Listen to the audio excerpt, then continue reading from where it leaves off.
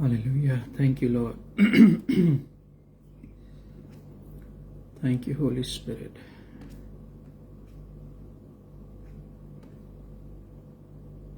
Thank you, Jesus.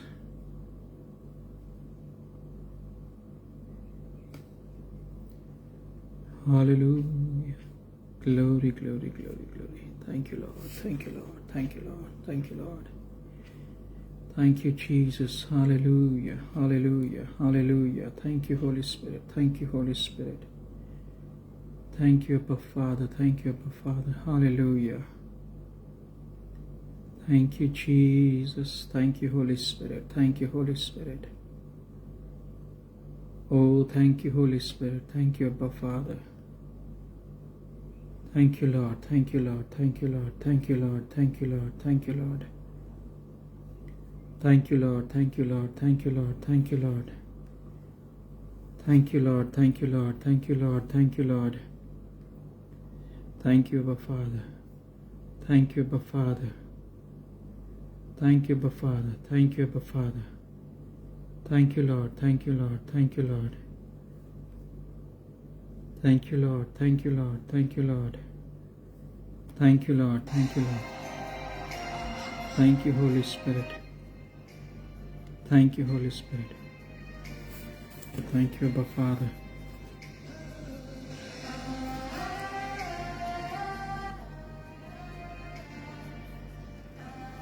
Glory, glory, glory. Thank you, Jesus. Thank you, Holy Spirit. Thank you, Holy Spirit. Hallelujah. Hallelujah. Thank you, Lord. Thank you, Lord. Oh, glory, Jesus. Hallelujah. Thank you, Holy Spirit. Thank you, Holy Spirit.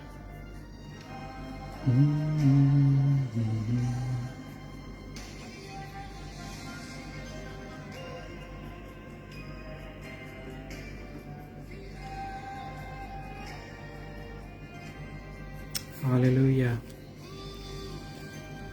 I am going to thank you. मैं सबका शुक्रिया करता हूँ जो लोग मुझे follow करते हैं इस फेसबुक पे, और जो लोग नहीं भी करते हैं उन सब का धन्यवाद है। जो लोग शेयर करते हैं उनके लिए, और जो लोग नहीं शेयर करते हैं उनके लिए मैं आप सबको धन्यवाद देता हूँ। हालेलुया। परमेश्वर में आपका मैं स्वागत करता हूँ आज के दिन के लिए, आज के समय के लिए। और आज का जो समय है परमेश्वर ने हमारे लिए नियुक्त किया है। हालेलुया। तो मैं फिर से एक बारी कहता हूँ, जब आप हमारे चैनल पर इस फेसबुक पर आते हैं, लाइव पर आते हैं, तो कृपया कोशिश करें कि आप लोग शेयर कर सकें, ताकि वचन जो है दूर दूर तक पहुँचने पाए, लोगों तक पहुँचने पाए।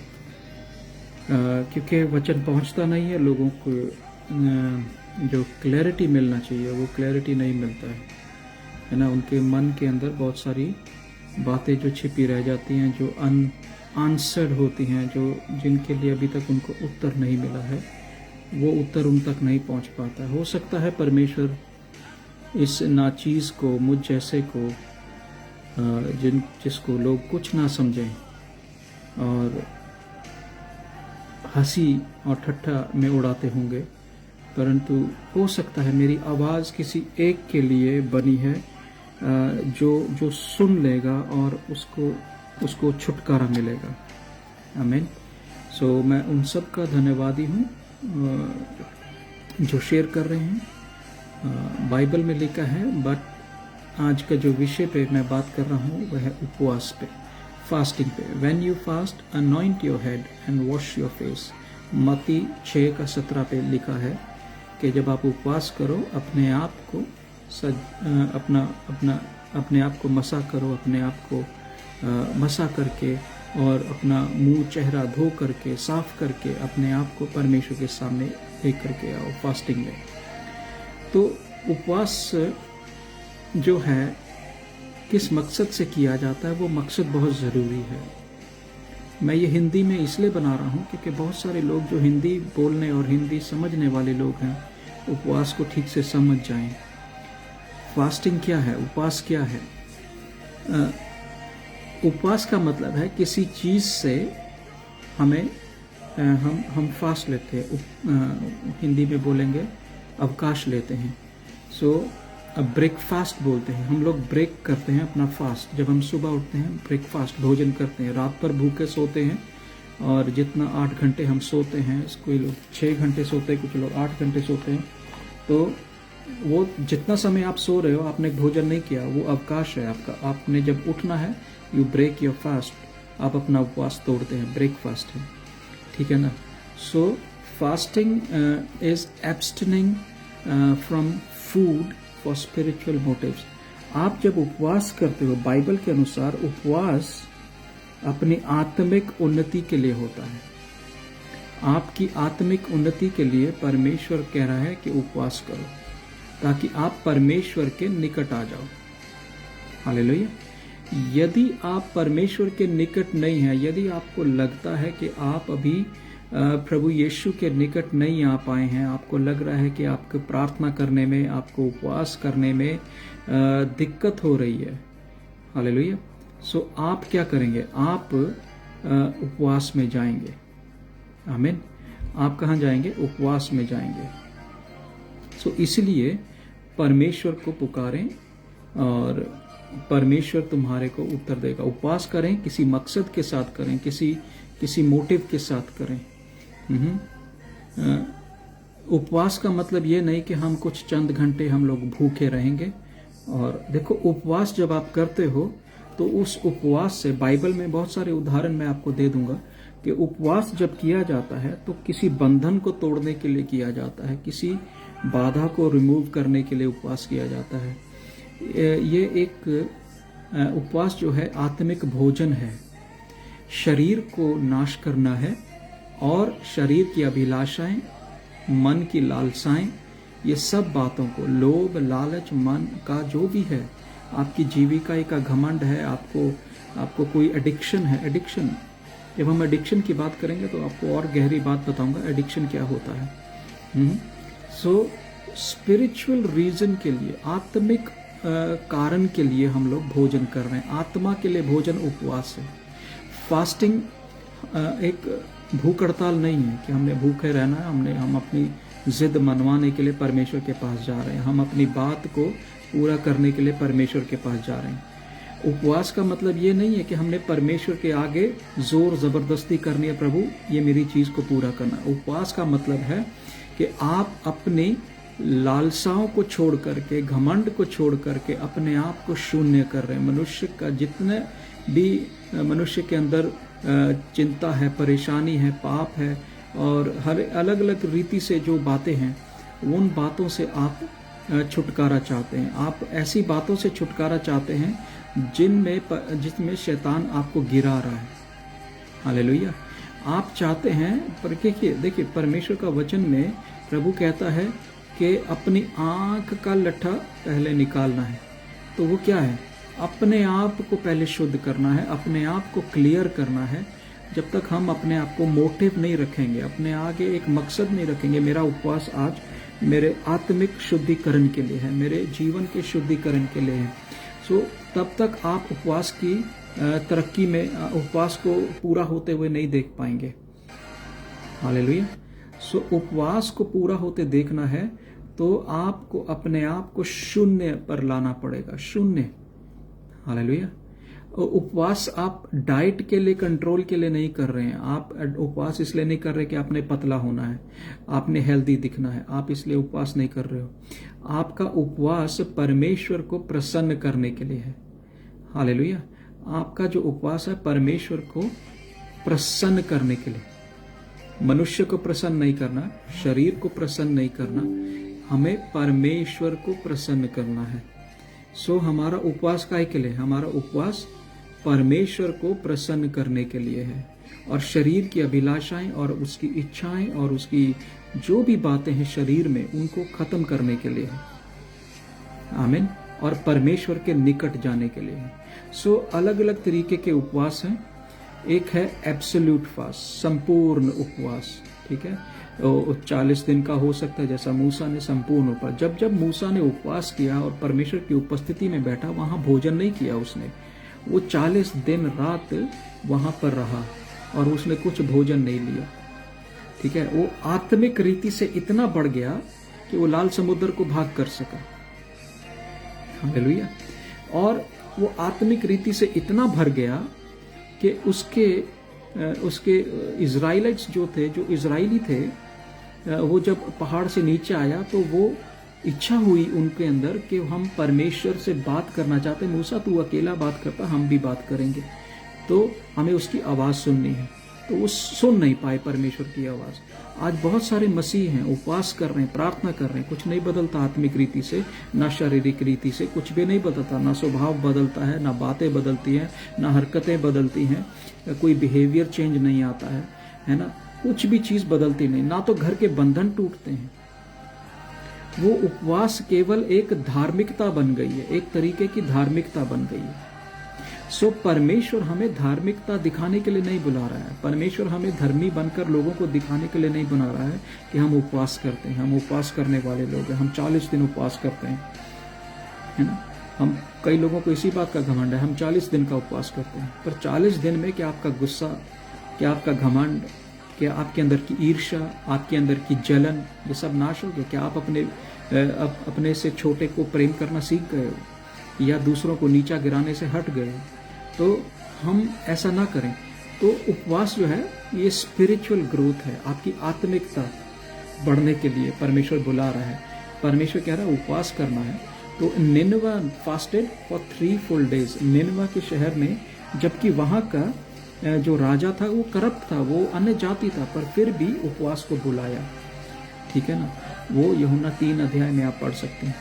तो इसी तरीके से प्रेरित जो पौलुस है, जब उसने प्रभु यीशु मसीह के साथ इनकाउंटर हुआ, उसका इनकाउंटर हुआ पौलुस का दमस्कस जाते समय, तो उसने उपवास किया। प्रेरितों 9 में आप पढ़ सकते हैं, 3 दिन का उसका उपवास था। तो उसका एक पर्पस है, ठीक है ना, उसका एक मकसद है। नॉर्मल फास्ट होता है, एक साधारण उपवास होता है, जिसमें आप साधारण तरीके से उपवास करते हैं, और उपवास में आप खाते नहीं हो, केवल पानी पीते हो, साधारण उपवास। परंतु निराहार, जैसे यीशु मसीह निराहार रहा, पर यीशु मसीह के कैटेगरी में क्या देखते हैं कि उसको आत्मा लेकर के गया था निराहार रहने के लिए। जो लोग निराहार उपवास कर रहे हैं, कृपया ध्यान दें कि आप पवित्र आत्मा आपको लेकर के जा रहा है, और किस मकसद के लिए प्रभु ने उपवास किया था, क्योंकि एक बहुत बड़ी परीक्षा वो देने वाला था। हालेलुया। जब तक वो शरीर की इच्छाएं, देखो यीशु मसीह ने जो बातों से शैतान ने उसको गिराना चाहा, शैतान आज आप लोगों को क्यों गिरा देता है? क्यों आप गिर जाते हो? लालसाओं में, अभिलाषाओं में, शरीर की इच्छाओं में, है ना, पैसे के पीछे क्यों गिर जाते हैं? कुछ लोग खाने के पीछे गिर जाते हैं, है ना, भोजन के लिए गिर जाते हैं।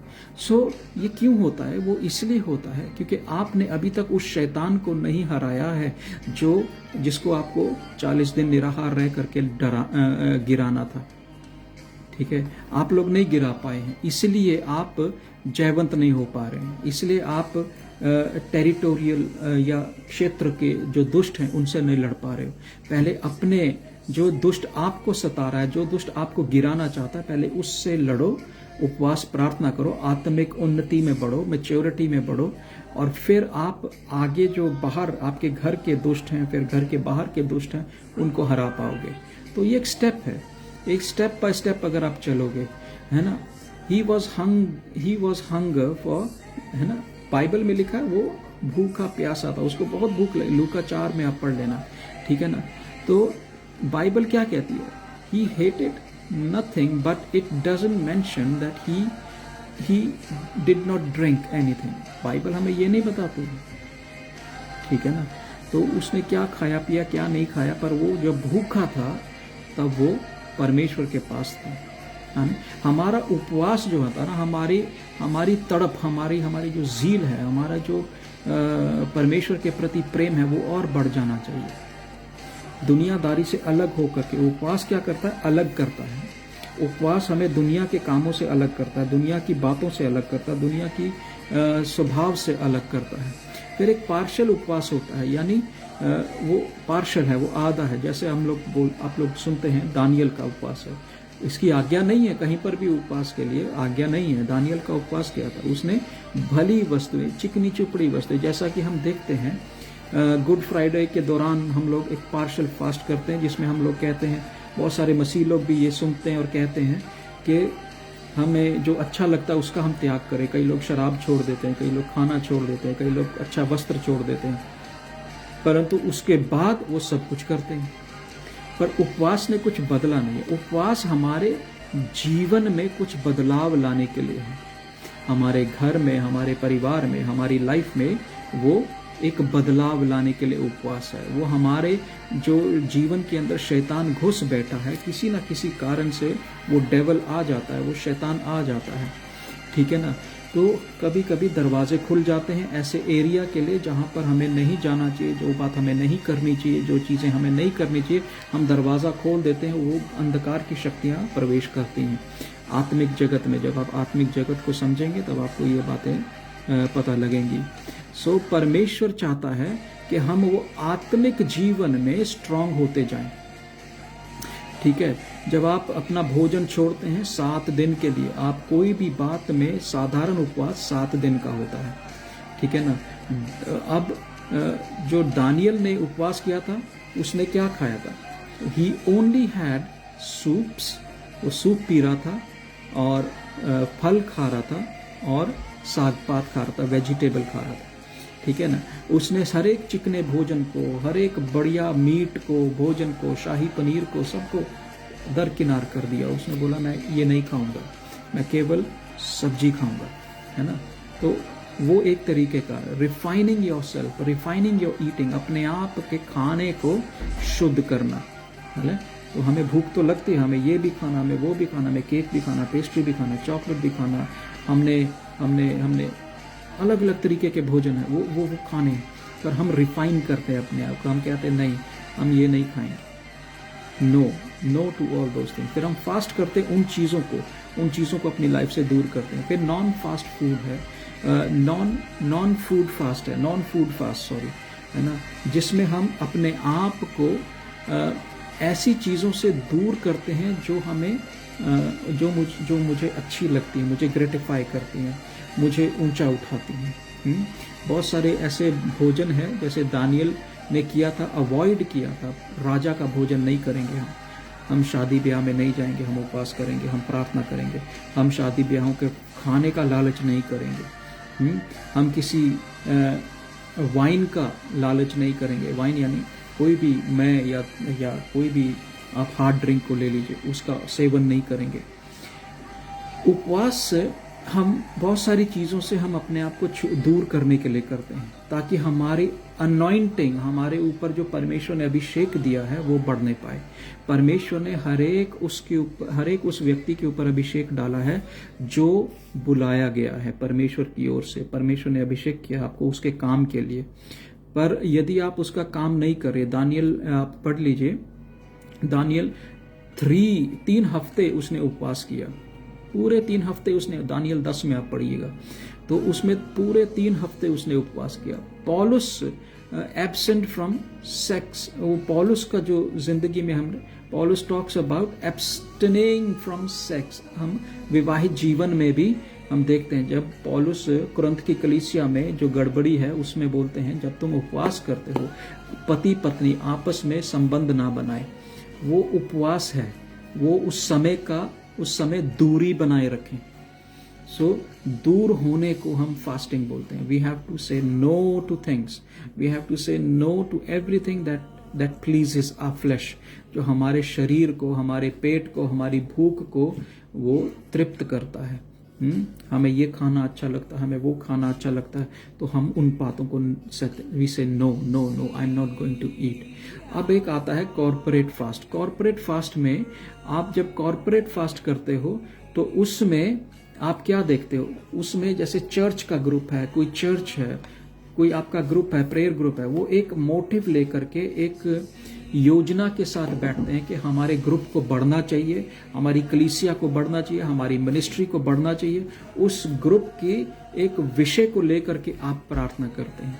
मेरे को याद है जब मैं पंजाब में था तो एक भाई हुआ करते थे, वो सेवा में उतरे थे तो उस समय उनके घर जा करके हम लोग फास्टिंग प्रेयर करते थे, उनकी सेवा को बढ़ने के लिए, है ना, उनकी सेवा को बढ़ने के लिए। तो उनका एक मकसद था कि परमेश्वर मेरी सेवा को बढ़ा।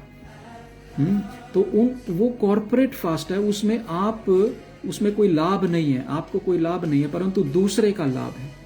वो एक कॉर्पोरेट फास्ट है, वो दूसरे के लिए किया जाता है, हम मिल करके करते हैं। आओ हम उपवास करेंगे। उसमें आप मत्ती 6:16 देख सकते हैं और पहला सैमुएल 7:6 देख सकते हैं। वो कॉर्पोरेट फास्ट है। फिर आप देख सकते हैं जैसा यहूदियों के लिए, अपने लोगों के लिए एस्थर ने उपवास किया, एस्थर 4:16 में आप देख सकते हैं।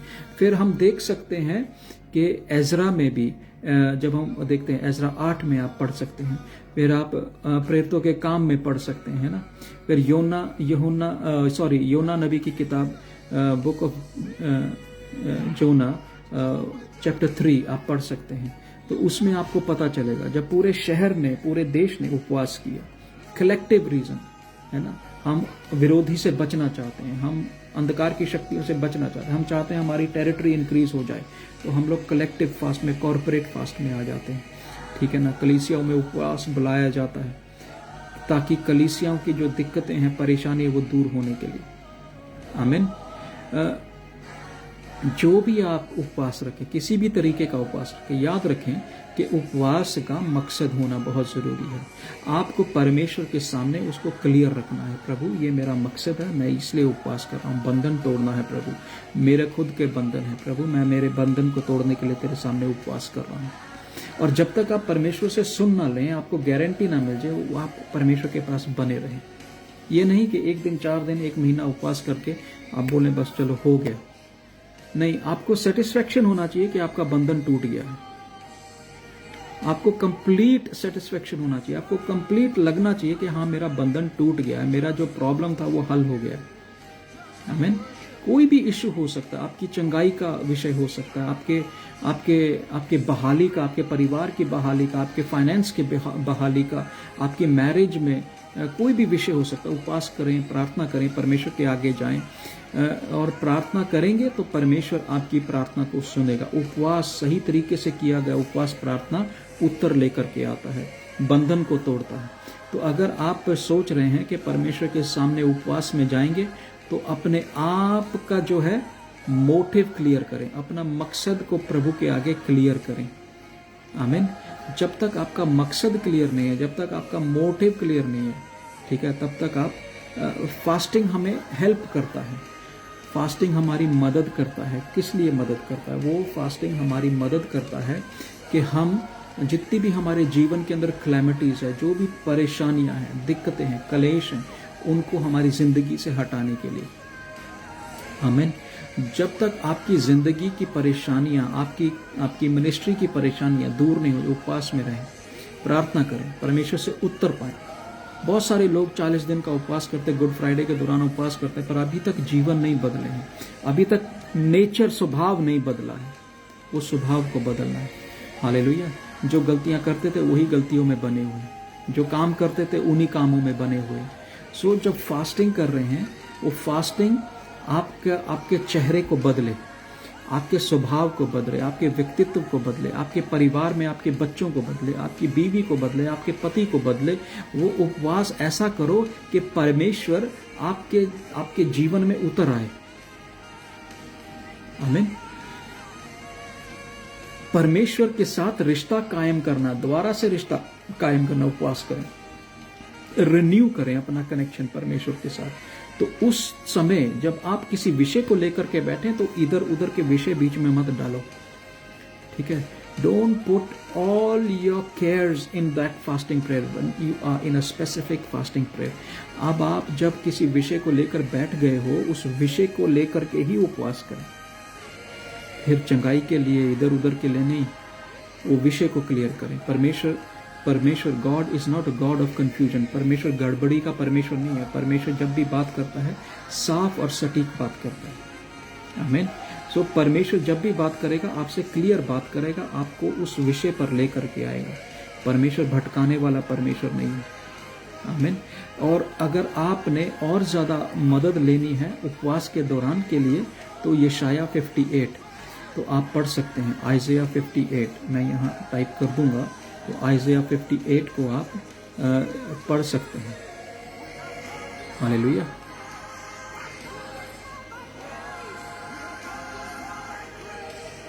आइज़ाया 58 आप पढ़ें तो उसमें आपको पता चलेगा कि फास्टिंग के बारे में क्या है, ठीक है ना। फास्टिंग क्या है, उसके अनुसार आप उपवास करें।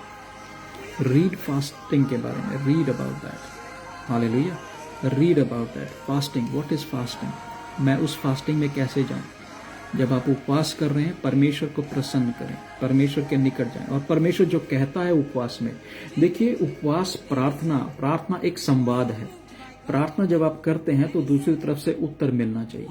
यदि आपको उत्तर नहीं मिला, आपका संवाद वहां तक पहुंचा नहीं, आपके प्रश्न वहां तक पहुंचे नहीं है। बाइबल में साफ लिखा है, यशाया 58 को पढ़िए, वो कहते तुम प्रार्थना करते हो पर मेरे तक तुम्हारी प्रार्थना नहीं पहुंच रही है।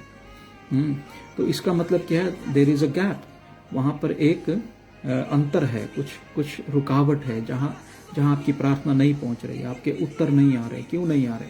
क्योंकि आपका संवाद एक तरफा है। अगर आप देखें परमेश्वर के लोगों ने सुरक्षा के लिए उपवास किया है ना। परमेश्वर हमें सुरक्षा बढ़ा चाहिए।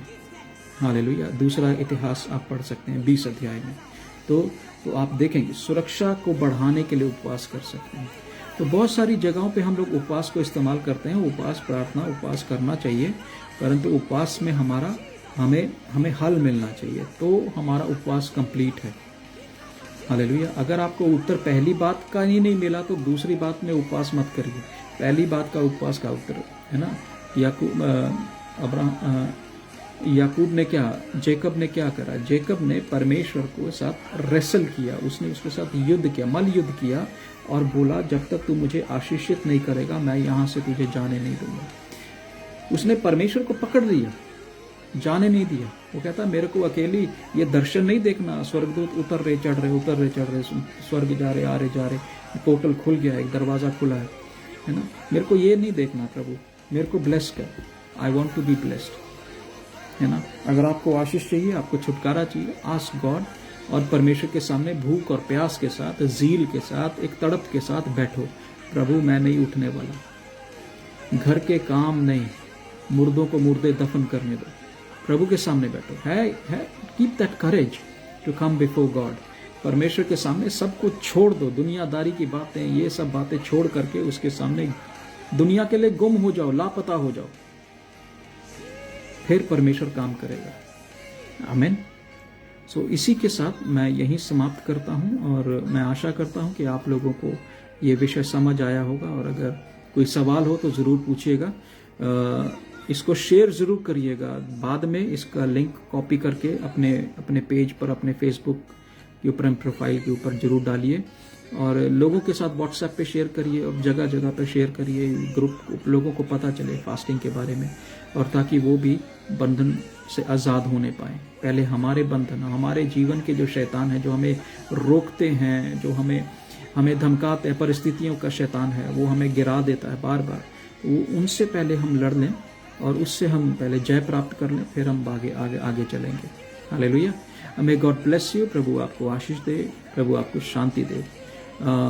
हमारे पेज पर आए हैं, नए हैं, फॉलो करें, लाइक करें और शेयर जरूर करें। God bless you.